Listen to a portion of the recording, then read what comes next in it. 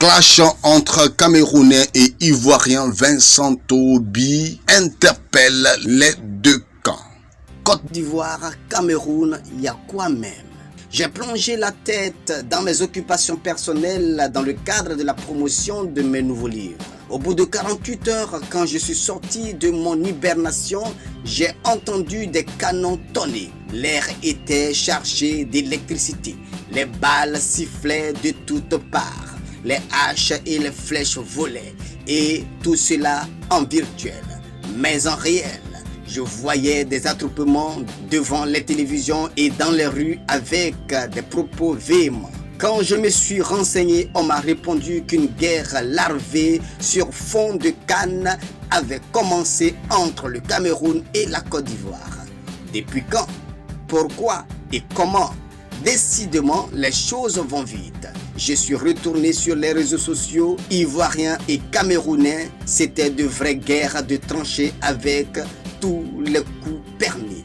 J'ai appelé quelques amis du côté ivoirien et du côté camerounais. Manque de peau pour moi.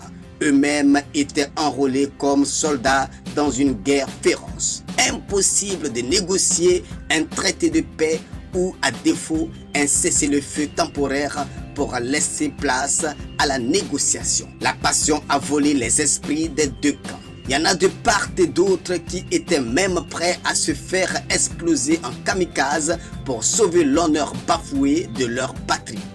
La patrie. Ces deux pays frères n'en ont pas fini de se prouver leur amour mutuel en se hissant royalement, surtout pendant les événements sportifs.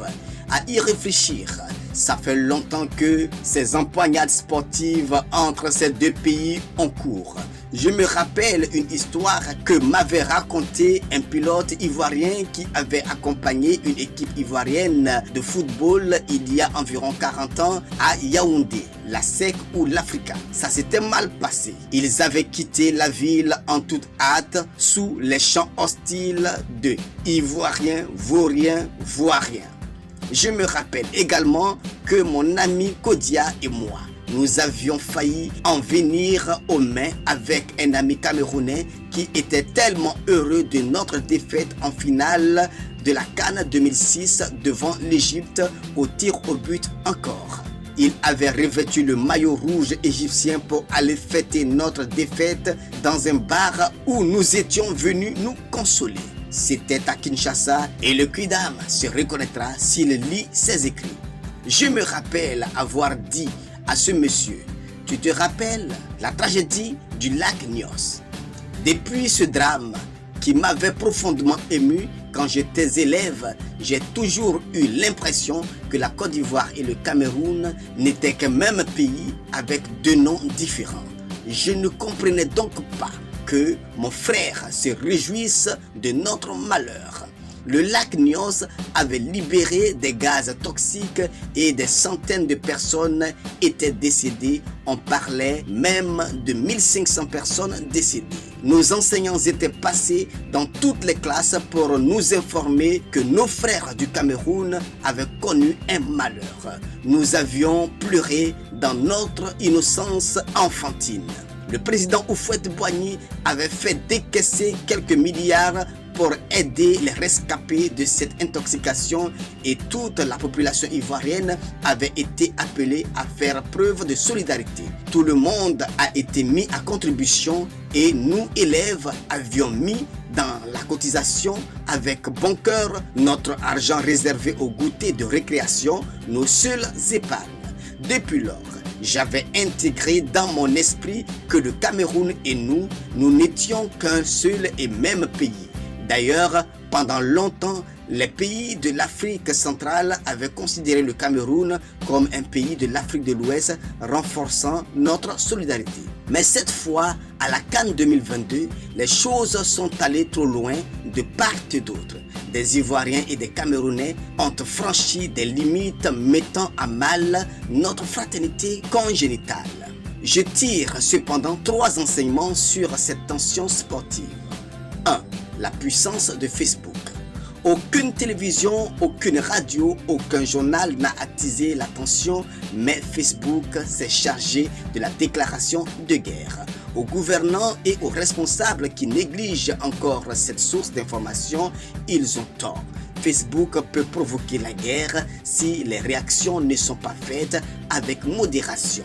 Pareillement, Facebook peut favoriser le développement et le rapprochement des peuples. Les gouvernants qui continuent de ne se contenter que de la radio, de la télévision et du journal d'État pour passer des informations utiles ou sensibiliser risquent de se faire surprendre par le tourbillon des événements. 2. Le sentiment national. On ne joue pas avec le sentiment national.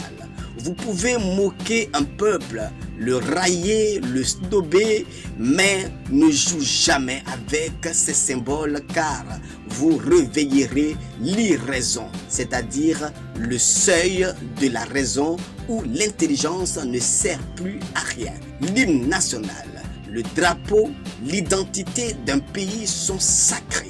On n'y touche jamais, même lorsqu'on a gagné une guerre, car les conséquences restent irréparables pendant des décennies ou des siècles. Les esprits ne s'en remettent pas. C'est pourquoi les gouvernants doivent toujours encadrer leur peuple et minimiser des réactions populaires. 3. La manipulation du sentiment nationaliste. Certains politiciens sont tellement conscients de l'extrême sensibilité des peuples à leur identité nationale qu'ils exhibent la menace de l'étouffement du patriotisme chaque fois qu'ils sont en difficulté logique car ils bénéficient ainsi du soutien aveugle d'une population profondément attachée au respect de l'intégrité de leur pays. Donc, Ivoiriens et Camerounais, demandons-nous mutuellement pardon, on va quitter dans ça. Faisons notre compétition dans les choses essentielles. En haut là-bas, dans les autres parties du monde, les gens se font la concurrence pour savoir qui a le meilleur niveau de développement, les meilleures découvertes scientifiques, les plus belles cultures, le meilleur indice de bonheur.